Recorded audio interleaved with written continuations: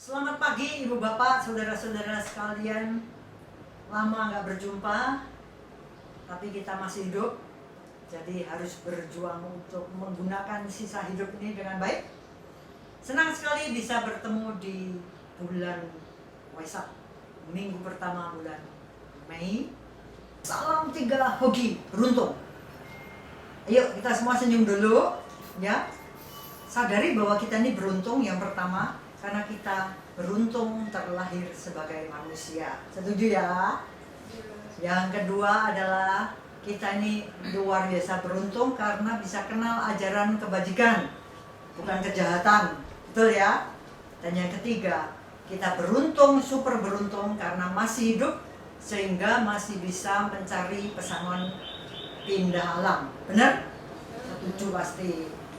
Nah, ini pertama kali di bulan Waisak, bulan Mei, kita bertemu lagi dengan live stream yang diusahakan oleh beberapa gelintir manusia wihara yang kebetulan punya teknologi dan kepikiran untuk yuk kita bikin. Jadi mohon maaf kalau ada kekurangan di sana sini, mudah-mudahan bisa diperbaiki dan pasti harus diperbaiki. Bulan ini baru minggu pertama, tapi sebenarnya kalau kita kaitkan dengan apa yang terjadi sehubungan dengan gerobakannya COVID, ini sudah berbulan-bulan. Nah, kita semua sudah menyadari betapa gerobakannya kondisi, termasuk fisik kita dan pikiran kita. Seperti yang kita tahu kalau kita ngomong sebagai manusia, itu kata manusia sendiri terdiri dari dua kata, yaitu mano artinya pikiran dan usa artinya tinggi. Jadi kalau kita berani ngomong aku ini manusia atau menungso, kita berarti makhluk yang pikirannya tinggi, luhur. Nah, yang nomor 2 tadi, kita beruntung mengenal ajaran kebenaran, ajaran kebajikan. Coba kita lihat ajarannya guru agung kita itu yang ngepasi dengan kondisi seperti ini. Itu kira-kira ada apa enggak ya? Saya selalu merasa bahwa saya ini beruntung banget karena ya tahun ini baru 26 tahun menerjemahkan kitab suci agama Buddha bersama dengan Bu Wena, tim yang ada di Klaten ini bersama yang edit itu Ko Rudi dan Bante Joti. Tapi rasanya apa yang diajarkan itu seperti toko serba ada lah, kita cari mesti ada. Maka mari kita lihat satu aja ajaran yang berhubungan dengan kondisi seperti ini. Kita menyebutnya 3 karakteristik kehidupan. 3 karakteristik kehidupan itu adalah yang pertama, anicca. Anicca itu tidak kekal. Yang kedua adalah dukkha. Dukkha itu artinya penderitaan atau sifat tidak memuaskan. Jadi bukan cuma artinya duka cita itu tak, artinya juga tidak memuaskan. Yang ketiga adalah anatta, tidak adanya aku yang terus-menerus gini. Ya, kembali kita kaitkan dengan anicca-nya. Saya kira semua orang ngerti ya bahwa hidup ini coraknya berubah. Ngerti ya bahwa hidup ini coraknya penderitaan. Ngerti ya, karena COVID ini banyak yang kehilangan pekerjaan lah, ada yang dirumahkan, ada yang tiba-tiba macet kok dagangan nggak laku. Tapi ada juga yang dagangannya tiba-tiba muncul justru karena COVID ini muncul kesempatan. Itu berarti anicca juga kan? Nah, yang hebatnya, kenapa ajaran sesederhana itu kok diajarkan? Kita sudah tahu kok hidupnya memang tidak kekal. Tapi, nah ini yang menarik. Sekarang ini saya sama Wena lagi menyelesaikan Visuddhimagga jilid 10, yang nantinya kalau rampung itu 2000 halaman. Di halaman sekian, 1900 sekian, tadi saya baru lihat, itu ada yang namanya kembali anicca, dukkha, anatta. Kita tahu, tapi kok kita sebenarnya nggak mudeng ya. Sebelum ada COVID, ngerti nggak kita bahwa segalanya kondisi pun itu tidak kekal? Ngerti kok? Oh memang yang kita lihat tuh di kebun yang tadinya daunnya hijau, layu dan gugur. Kita tahu, tapi begitu ada COVID, kok kita gerobiakan dan kita kehilangan ketenang-seimbangan pikiran. Berarti apa? Berarti kita tidak mudeng, kita nggak ngerti. Setuju nggak? Kita ngerti, tapi kita nggak ngerti. Berapa banyak orang yang stres? Oh banyak. Berapa banyak orang yang gila? Banyak. Berapa banyak orang yang bunuh diri? Banyak. Tapi bukan kita untungnya. Jadi kita masih hidup. Tetapi kok orang bisa stres, kenapa? Kalau saya ngomong gampangnya, tidak bisa melihat perubahan. Bener ya? Coba kalau kita bisa melihat perubahan, kita nembus anicca, nembus beneran, mudeng. Kondisi berubah, ya sudah, ya berubah. Terus gimana? Kita diam saja? Enggak. Kita melakukan sesuatu yang bermanfaat. Kita melakukan sesuatu untuk akhir dari penderitaan kita. Nah, kenapa kok kita kaget kalau penderitaan muncul? Kenapa kok kita kaget kalau tiba-tiba bencana COVID datang? Nah ini kembali, saya merasa beruntung kenal ajaran Buddha, karena kita ini ternyata membiasakan pikiran, membiasakan perilaku untuk mengikatkan diri pada dua hal, yaitu suka dan tidak suka. Maka kalau yang berubah itu tidak suka, terus berubah menjadi menyenangkan, yes, tidak ada masalah. Tapi kalau ada yang suka, terus berubah menjadi tidak menyenangkan, kita ngomel setengah mati. Bener gak? Nah ini diajarkan oleh guru agung kita. Apa nggak hebat gitu loh? Menurut saya tuh, wah gile. Kelihatannya cuma sepele ya. Tugas kita untuk mencapai pembebasan nibbana itu nembus anicca, dukkha, anatta. Tapi kalau kita nggak bisa, ya karena kita ini terpontang-panting dalam loba menyerakai terjadilah padaku yang aku suka dan dosa. Dosa itu bukan artinya sin ya, dosa itu, tapi dosa artinya tidak menyenangkan sehingga kita ini sebel, kita benci, kita marah, kita dendam dan sebagainya. Jadi kita ini ternyata terbiasa pontang-panting dari loba. Kalau yang enak, wah jangan berubah ya. Kalau yang tidak enak, wah segeralah berubah ya. Seperti ini COVID. Seberapa kita ini sebel karena COVID ini tidak menyenangkan. Ada yang sebel sama social distancing, bener ya? Khususnya bagi mereka yang kerjaannya atau hobinya itu terpontang-panting ke sana kemari, traveling, jajan ke sana, apalagi arisan ke sana, wisata kuliner, terus apa yang pakai diklik gitu tuh ya, pamer rawon, ceklik gitu ya. Begitu kita tidak bisa pergi kemana-mana, muncullah aku tidak suka. Coba kita lihat, sekarang ini yang kita tidak suka menyebabkan stres apa enggak? Semakin kita ini lengket sama suka tidak suka, semakin penderitaan itu hadir dan berteman dengan kita.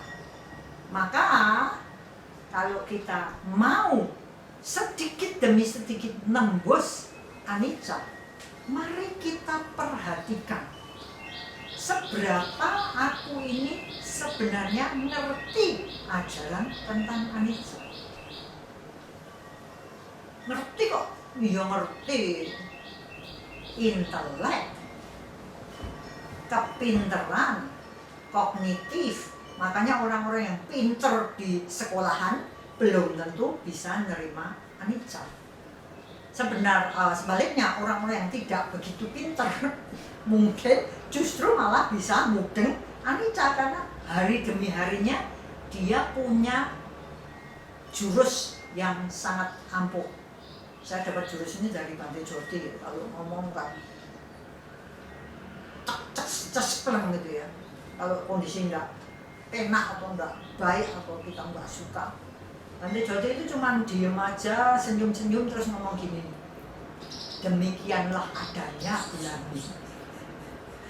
Langsung saya ser gitu ya, ya demikianlah adanya. Artinya gimana? Ya tomponen, terima saja. Bukan berarti terimanya orang yang hopeless, bukan. Tapi terimanya orang yang ngerti, yang mudeng bahwa oh iya ya, sekarang ini kondisi pas berubah. Terus gimana? Kita sesuaikan dengan gimana? Ya kalau bisa berubah, ya kita upayakan berubah. Kan gitu. Maka dibutuhkan keberanian.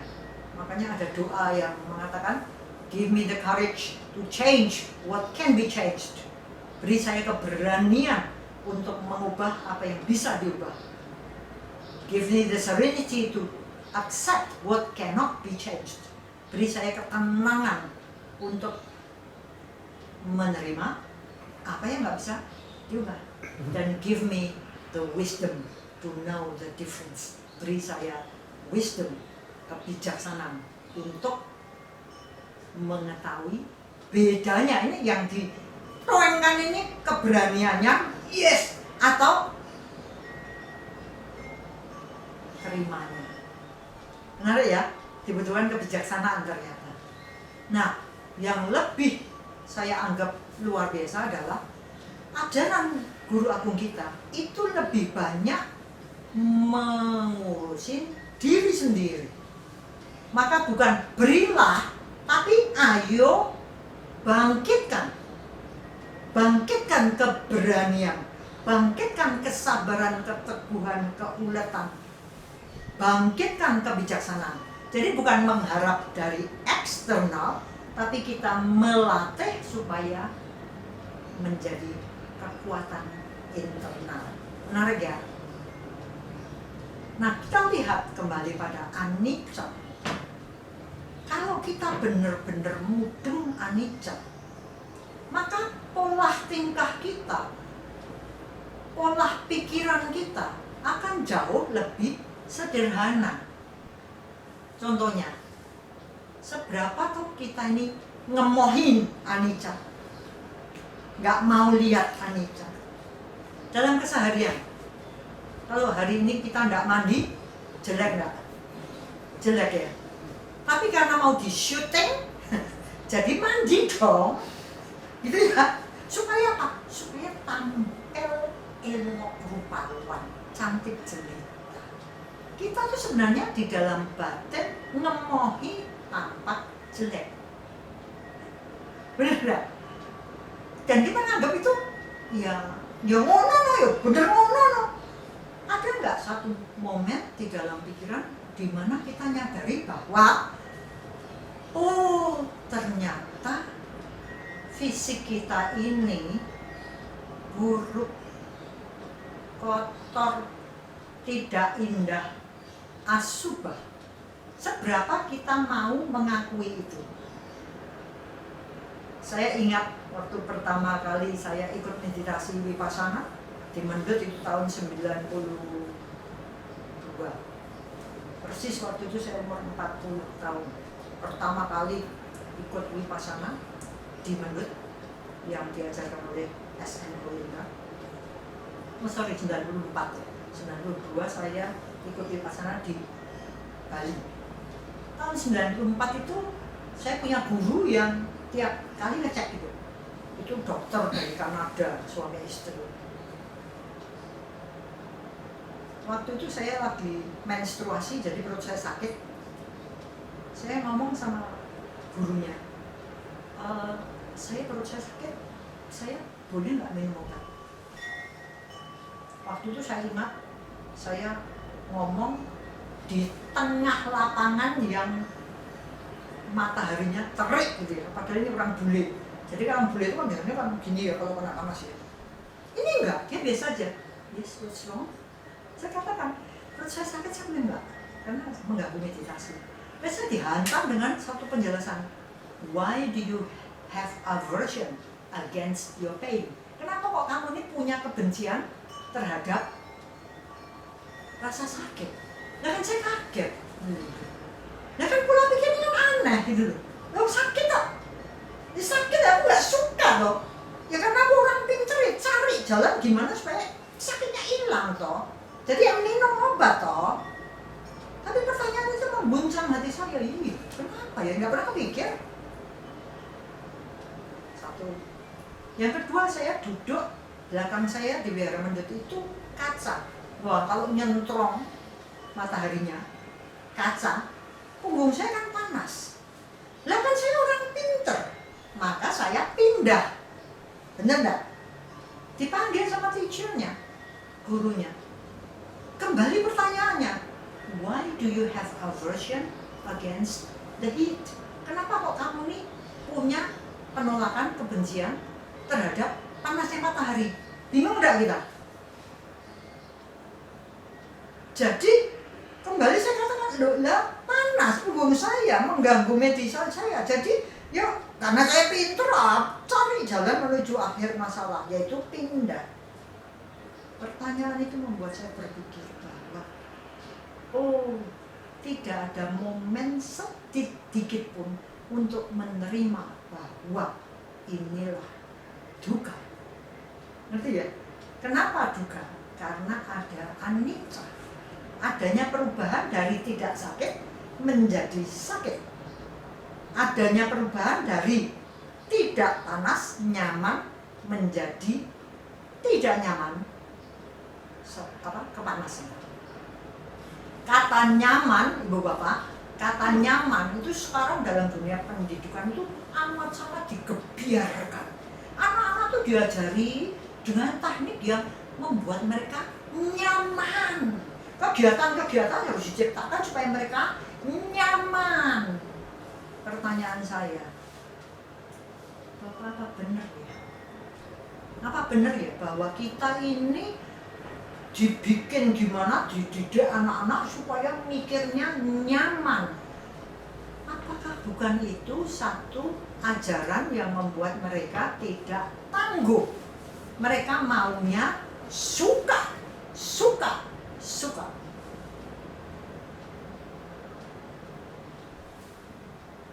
Mulai berpikir ya, dengan adanya COVID ini tidak suka loh kita. Terus apa yang kita munculkan? Bisa. Apalagi kalau yang tadinya tuh enak, tiba-tiba tidak enak. Wahnya buanter banget. Akibatnya apa? Penderitanya ya buanter banget. Kalau kita cuma ngomong enak, lain kan? Seperti kita kepanasan aja. Panas ya? Apa itu kan? Ini panas sih. Ngerti ya? Kita membunuh nyamuk dengan pelek atau juga ini. Itu kondisi pikirannya lain karena bertingkat-tingkat. Nah ini sebabnya kita belajar meditasi supaya kita ngonanginya lebih cepat. Sorry ya, ini saya pergi kemana-mana karena ajaran Sang Buddha itu saling berkaitan. Kembali pada anicca. Kalau sesuatu itu berubah, kalau kita seandainya memahami segala sesuatu itu berubah, maka kita akan bisa membangkitkan kebijaksanaan untuk menata kalau kondisi berubah. Dalam ilmunya ada yang namanya black hat, topi hitam, pakai topi hitam artinya apa? Hati-hati dengan topi hitam itu dikaitkan sama kematian, hati-hati dengan kematian, jadi noto hidup supaya kalau mati itu nggak percuma hidup kita, itu ya. Berapa banyak dari kita yang mendengar kisah-kisah tentang orang-orang yang tidak menyiapkan diri terhadap anicca. Contoh, seorang yang suaminya kerja di pelayaran atau kerja di luar negeri sehingga gajinya dolar, dirupiahkan kan puluhan juta, benar? Betul? Terus apa? Saya punya duit banyak, nata kehidupan, maunya benar, nata kehidupan. Jadi gimana? Beli rumah, duitnya gak cukup, apa? Kredit. Mumpung gue duit, jadi setiap bulan katakan gendang lunas, kreditnya bayarannya banyak. Atau supaya saya bisa beli banyak, gaji saya besar, banyak cicilan yang harus dilakukan. Orang-orang lihat kita, wow, hidupnya sekarang meningkat pesat, benar ya? Benar? Kitanya yang dapat itu, wah, sudah egonya naik, gengsinya naik, kesombongannya naik, mungkin pamernya naik. Blok kena apa? COVID. Kena apa? PHK. Sementara yang diutang ini belum lunas. Mati bangga. Saya diceritani, saya domblong gitu tuh. Maka saya ingat ajaran Sang Buddha. Orang kaya, definisinya, orang kaya adalah orang yang tidak punya hutang. Yeay! Seberapapun sedikitnya uang yang saya punya, kalau saya tidak punya hutang, namanya saya kaya. Luar biasa ya. Banyak hal-hal yang tiba-tiba ceto melo-melo ya. Wah, terang benderang di depan mata bahwa iya. Ajaran anicca juga anatta. Ini benar-benar kita harus camkan dalam keseharian. Nah, ini untungnya bagi kita. Kalau kita ini sudah melakukan ajaran, syukur banget. Berarti lebih mantap kehidupan yang akan datang. Sesudah COVID berlalu, aku akan bergaya hidup A, B, C, D, E, F, G, jelas. Kalau yang sudah gedebak-gedebukan melakukan kesalahan sehingga kita ini wah ketatalan, semoga muncul kebijaksanaan. Aduh, habis ini aku akan HIJKLMN. Kita bertambah lebih bijaksana. Oleh sebab itu, selalu saja saya bilang bahwa kalau seandainya kita ini butuh panduan hidup, entah kapan, baik yang lalu, sekarang maupun yang paling depan, ke depan, itu kok tidak ada salahnya ya kita pegang 6 prinsip itu. Saya senang itu. Yang pertama adalah sederhana hidupnya. Bagi kami yang di Sambodi, ini saya pakai Wihara Sambodi, Wisma Sambodi. Dulu sebelum ada wihara, ini dianggapnya sebagai sedikit setia, sederhana hidupnya.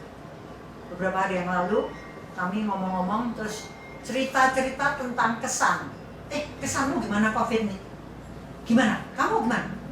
Jawaban kami ini secara umum biasa saja, benar? Yeah. Di sini ada 4 orang guru yang tinggal bersama kami, nggak pulang desa karena lockdown, karantina, dan istilahnya apa. 4 orang ini biasanya pulang hari Jumat, nanti Selasa datang kemari. Tapi ini sudah 2 bulan nggak pulang. Gimana kesannya? Biasa saja. Kenapa? Karena kita ini hidupnya biasa sederhana. Jadi kalau hidup sederhana, ya bukan penderitaan, Malah ada yang mengatakan sekarang ini lebih nikmat, lebih nyaman, lebih bahagia, lebih segala macam, karena ternyata dengan justru kita tidak kemana-mana, kok rasanya lebih lega ya hidupnya, kok rasanya kok pikiran lebih tertata ya, nggak kepengennya tueng, kenapa ya? Maka sederhana hidupnya, pegang ini, nggak salah, tenang indranya. Dalam Buddhis kalau kita lihat indera kita itu ada berapa? Anak-anak di sekolah dikatakan panca indera. Kalau Buddhis mengatakan 6 indera, yaitu panca indera ya kuping, mulut, segala macam, plus pikiran. Nah 6 indera ini dijaga, tenang inderanya, bukan jualan ke sana, kepengennya kemana-mana, monteng sepanjang segala abad amin itu. Akibatnya ya kacau lah pikiran. Maka semoga dengan adanya COVID ini terpaksa tentram, terpaksa tenang, terpaksa tidak banyak keinginannya, terpaksa ya mudah dirawat. Betul ya? Kalau ada anak-anak yang misalnya aja cerewet, mau makan ini, mau makan itu, orang tuanya dengan gampang ngomong, masak dewe, langsung ya wes, apa wae aku makan, karena gak masak dewe gitu ya. Jadi sederhana hidupnya, tenang indranya, nggak usah macem-macem. Yang biasanya dandan, ya sekarang ada kegalauan karena nggak bisa pamer macam-macam. Jadinya ya banyak upload untuk dandan, gitu ya. Yang biasanya pakai pakaian di mana-mana ganti terus, sekarang nggak bisa kemana-mana karena yang mau pesta nggak ada yang pesta. Nah, ada yang pesta, ya dandan terus. Hari ini pakai itu, hari itu pakai itu ya. Di rumah saja. Di rumah saja. Segalanya macam-macam. Apapun indera yang biasanya dibanjiri oleh kenikmatan, mari kita lakukan. Setuju enggak? Jangan heran kalau kita makin bahagia. Ya tapi kan duitnya apa iya toh? Apa iya toh kebahagiaan terletak dari duit? Oh iya, ya mungkin sedikit tapi tidak satu-satunya, gitu ya. Sederhana hidupnya, tenang hidupnya lerem. Gak usah aneh-aneh, mau kita ini mau apapun juga makin tua ya makin jelek. Saya ini gak usah kupuran karena sudah kelihatan pasti kisut, gitu ya. Mau apa? Makanya kalau kita lihat seberapa kita ngemohi anicca, itu kelihatan. Contohnya, itu tadi saya mau tampil kupuran lipstick, dan kita cantik. Padahal ya tertua ya makin jelek lah, gitu tuh.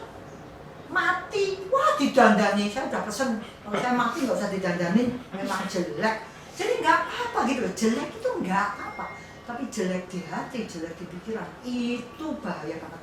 Tapi kalau fisik nggak usah diturutin, pasti dijamin tambah jelek. Terima aja dengan bangga, berarti saya sampai tua belum mati, kan gitu. Sederhana hidupnya, tenang. Berhati-hati ibu bapak, saudara-saudara. Karena kalau kita ini merasa aku punya duit, aku punya kekuasaan, aku punya kemudahan, aku punya kesehatan, aku punya posisi, aku punya pintaran dan sebagainya, maka kita bisa bertindak ngawur. Beneran? Tindakan kan ada 3 macam. Apa? Fisik, ucapan, dan pikiran. Nah kalau kita nggak hati-hati, fisik kita mencuri lah, sekarang udah banyak mulai, sudah sial, buah karma, kelompok karma dunia kita ini pas jelek karena ada COVID, atau pas baik karena ada COVID, tergantung yang kita menerjemahkan. Ya, janganlah kita mencuri, berbohong, asusila, membunuh, mabuk-mabukan, konsumsi narkoba, dan sebagainya. Nggak usah. Yaitu bertindak yang baik menurut fisik. Menurut ucapan ya, jangan bohong, jangan memfitnah, hati-hati dengan jari kita yang ngomong-ngomong. Sekarang tuh kalau ngomong bukan dengan bibir loh, dengan jari ya. Hati-hati, jangan hoax, jangan membuat orang kacau balau, jangan. Pikiran hati-hati dijaga supaya tidak serakah. Terjadilah padaku apa yang aku mau, yang aku suka. Jangan membenci, marah, dendam. Aku tidak suka karena tidak menyenangkan. Dan jangan menganggap aku ini pusat segala semesta. Jangan egois, jangan segala macam. Coba kita lihat aja lah, kalau kita dikasih masukan, seberapa kita mau. Jangan-jangan aku tersinggung. Ya wes yang pinter dhewe kowe, aku goblok dhewe. Jangan-jangan seperti itu. Atau kita mau, wah makasih ya, aku pikiran. Belum tentu yang jadi masukan itu bener loh. Tapi kita nggak langsung menolak. Karena apa? Karena kita ngerti bahwa kita ini belum suci. Jadi yang namanya aku nggak usah diunggul-unggulkan. Dengan cara begitu kita selalu lebih baik, lebih baik. Karena membuang yang nggak baik dan mengembangkan yang baik. Gitu ya. Sederhana hidupnya, tenang pikirannya, berhati-hati dalam bertindak. Kemudian yang dua ini, tahu malu yang benar dan tahu takut yang benar. Banyak orang, aku ya punya malu, tapi malunya malu yang tidak benar.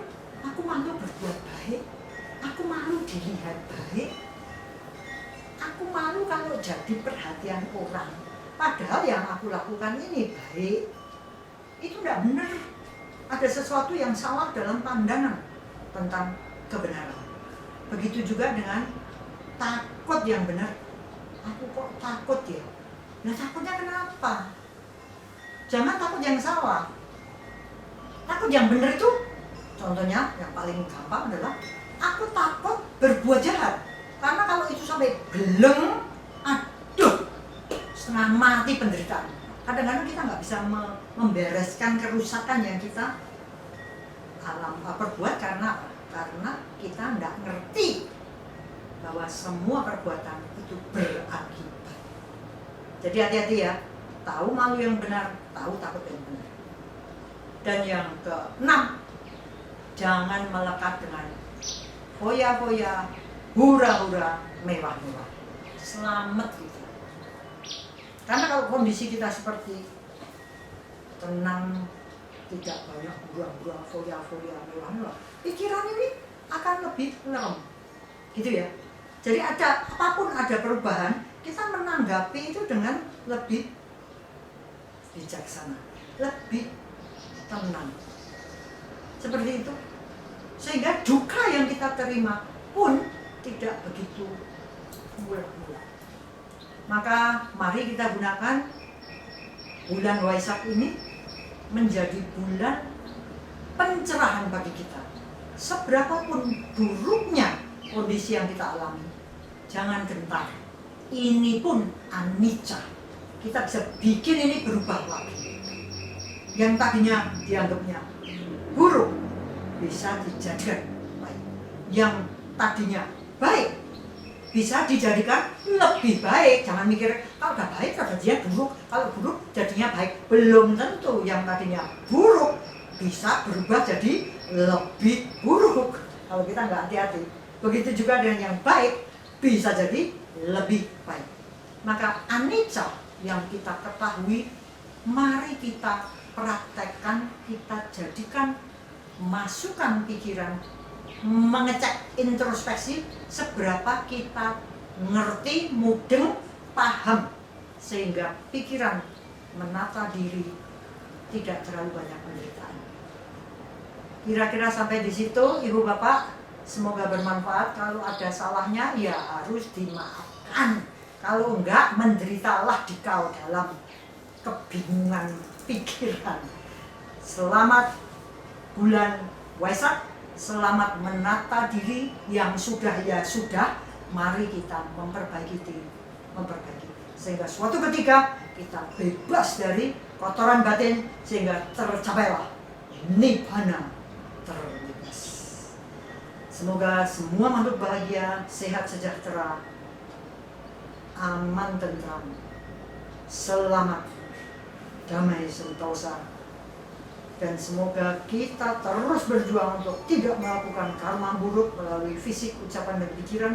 Senantiasa banyak meraih kesempatan untuk berkarma baik ria melalui fisik, ucapan, dan pikiran. Dan memurnikan pikiran. Bebas dari nafsu keserakahan, bebas dari nafsu kebencian, bebas dari nafsu ego atau kegelapan batin. May all beings be happy and may the best come to us all. Thank you. Kamu dengerin tadi itu belajar apa gitu? Coba, meskipun kita sudah sering ngomong-ngomong kayak gini, tapi pasti ada sesuatu yang muncul di pikiran untuk diserap. Kiki coba. Kalau saya, Jilan udah ngomong seperti tadi, udah mungkin udah 1000 kali, cuman pasti ada aja yang masih harus diserap gitu. Yang udah lama pun kita masih berpikir lagi, oh iya ya, masih seperti itu. Padahal itu udah pernah diomongin sebelumnya, jadi ya kembali tersadar lagi kayak gitu. Kalau saya tuh tentang omongan Jilan tadi, oh iya ya masih kayak gini, oh ya masih kayak gini. Kayak gini. Yang banget. Yang 6 tadi, 6 prinsip itu pasti lah ngomong 6 prinsip itu harus diterapi di diri kita. Itu rasanya tuh ini kita harus nyicil untuk 6 prinsip hidup kita untuk kita sendiri gitu. Jadi selalu diingatkan seperti itu. Kalau saya tentang tadi suka tidak suka, jadi disadarkan lagi kalau memang semuanya itu tidak bukan yang terjadi itu bukan hanya yang kita suka saja gitu, jadi pasti ada yang tidak suka gitu. Jadi ya diingatkan lagi untuk tidak untuk menerima gitu, untuk menerima. Dan ya kalau yang bisa dilakukan kita lakukan, terus yang tidak bisa diubah biarkan kita bisa diberi hikmat untuk kebijaksanaan untuk bisa menjalaninya gitu. Tadi yang doanya tadi yang bagus banget sih menurut saya. Jadi doanya gimana Pak? Berilah keberanian gitu untuk mengubah apa yang bisa saya ubah, dan berilah ketenangan untuk menerima apa yang tidak bisa kita ubah, dan berilah kebijaksanaan untuk mengetahui perbedaan di antara keduanya. Tapi bisa kita bilang perbedaan yang sangat nyata adalah itu bukan external factor gitu ya, bukan berilah, tapi bangkitkanlah, bentuklah gitu. Itu yang lebih kita tuh bertanggung jawab gitu, bukan nyalahkan. Kalau nggak diberi berarti yang salah yang nggak memberi. Jadi kita harus membangkit. Melatih juga sih, ada sesuatu yang tidak kita suka, itu bisa melatih kita juga untuk bisa menerima apa yang tidak bisa kita ubah. Pelatihan. Ya, jadi pikirannya lebih tentrem gitu ya. Kalau misalnya kita mendapat sesuatu yang tidak kita sukai, itu jangan langsung ngemohi. Karena kalau misalnya kita ngemohi, itu akan membuat kita semakin menderita. Kok kayaknya ini nggak selesai kok. Sepertinya semakin berat. Tapi ketika kita bisa menerima, itu akan membangkitkan kekuatan juga di diri kita. Kekuatan, lalu juga misalnya ketika kita mendapat sesuatu yang istilahnya buruk ya, yang istilahnya pengalaman pribadi yang itu misalnya dalam kondisi ya, misalnya di beberapa tahun yang lalu itu setiap tahun itu selalu ada kejadian-kejadian di keluarga kami ya, yang menurut saya nggak pernah terbayangkan sebelumnya. Mulai dari kesehatan sampai kematian itu itu benar-benar yang berat. Tapi ternyata kalau misalnya kita bisa biar kok koyongin kok kudungan kok gini, tapi ketika ada kesadaran untuk ya sudah demikianlah adanya, yuk ini untuk kita bangun kekuatan, ini pun akan berlalu. Ciamis. Saya tadi yang nangkap banget itu yang konsep suka tidak suka. Ya, seringnya kan kalau suka dapat sesuatu yang disuka ya seneng.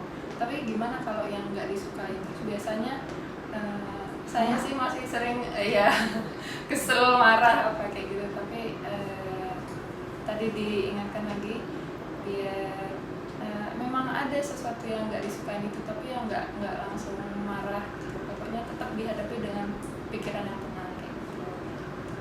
Terus tuh sama yang tadi Cilan kasih contoh pas meditasi di Jogja itu, pas kepanasan atau merasakan rasa sakit gitu, terus sama teachernya Cilan ditanyain why do you have aversion against your pain kayak gitu kan. Ya nggak apa-apa merasakan sakit, cuma jangan langsung bikin marah, kesel gitu, marah-marah nggak jelas kayak gitu, itu malah bikin Tambah penderitaan. iya, menambah penderitaan juga. Jadi harus dihadapi dengan tenang. Nggak gampang. Tapi kalau itu dilatih bisa. Gak gampang tapi bisa. Wow. Tapi kan sih segala sesuatunya hanya susah di awal saja. It's difficult. Kalau udah terbiasa. Yeah, everything is difficult. Everything is difficult Only at the beginning. Only at the beginning. It is difficult, but not impossible. Tapi kenapa itu harus dilakukan? Karena kita tuh pelupa gitu. Ya tadi Kiki ngomong kan sudah sering denger lah. Tapi iya ya, kayak dikuatkan lagi gitu kan. Itu pun kadang-kadang begitu ada sesuatu yang terjadi langsung kita nggak bisa.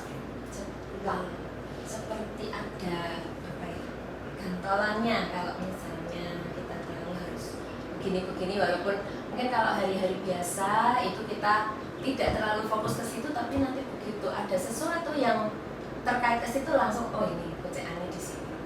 Mengulang kembali ajaran-ajaran kebenaran itu kayak minum apa ya, nutrisi.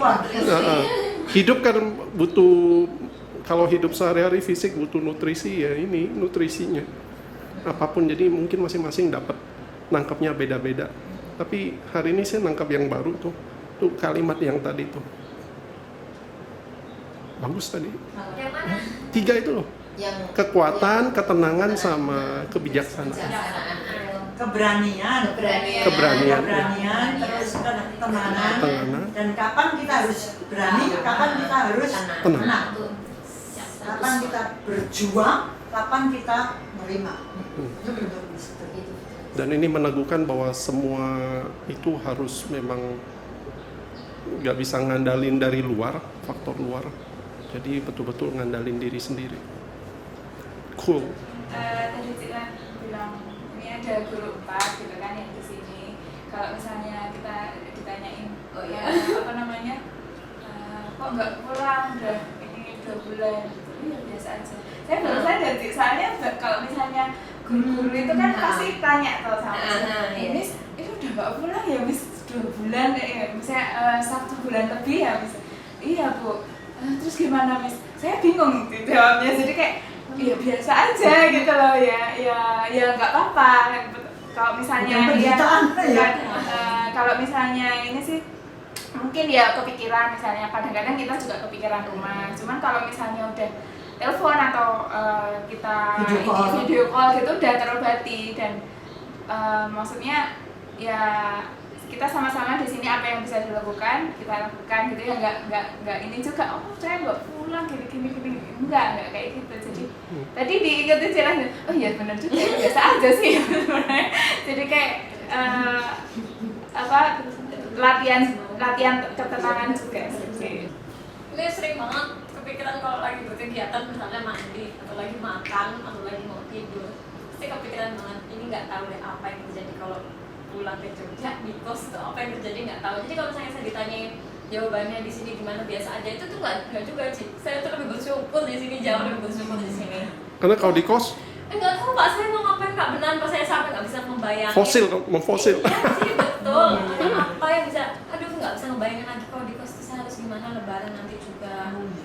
Jadi tuh maka bukan biasa aja saya di sini, wah bersyukur banget saya di sini.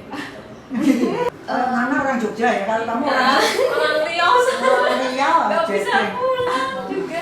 Ya, jadi saya lebih tenang kalau di sini, Ci. Kalau misalnya saya bayangin saya di rumah, itu kerjaan kan pasti juga agak keteteran ya. Kerjaan juga enggak, istilahnya apa ya, untuk komunikasi enggak Intensif seintensif kalau di sini. Terus saya merasa juga malah apa ya, malah kepikiran terus gitu loh. Nanti ini harus gini, ini harus gini. Kalau di rumah malah gini, ribet sendiri. Tapi kalau di sini itu saya bisa mantau rumah, memastikan mereka baik-baik saja. Pokoknya saya pantau terus kesehatan gimana, masing-masingnya gimana, lalu pokoknya rutin. Jadi malah ya sama-sama ya saya di sini. Pokoknya kami semua berdoa untuk yang di sini dimanapun berada, yang orang rumah juga kerjasama untuk jaga diri karena ada yang masih bekerja keluar pulang pagi. Jadi malah lebih tenang. Dan semalam juga kami nonton film itu ada ada satu scene yang kalimatnya itu keterusan nggak pulang. keterusan nggak pulang. Terus kita langsung kok kayak gitu ya, keterusan nggak pulang.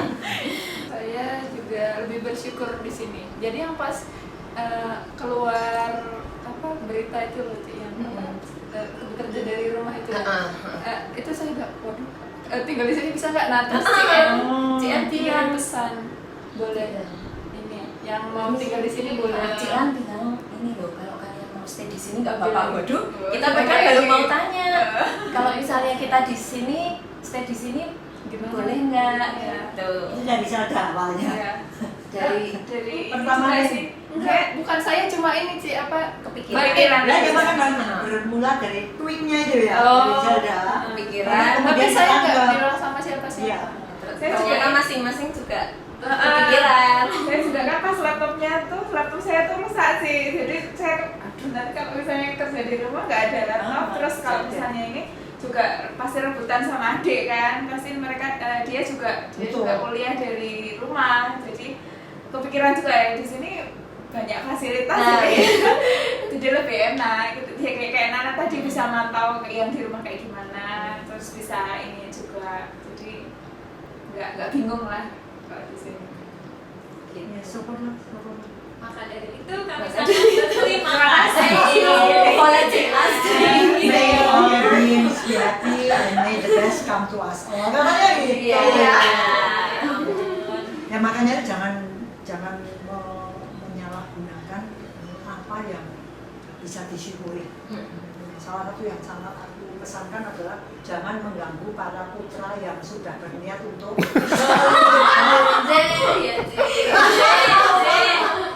Siap sih. Iya. Karena kalau kita baik-baik saja itu salah satu faktornya pasti karena nggak ada nafsu seksual.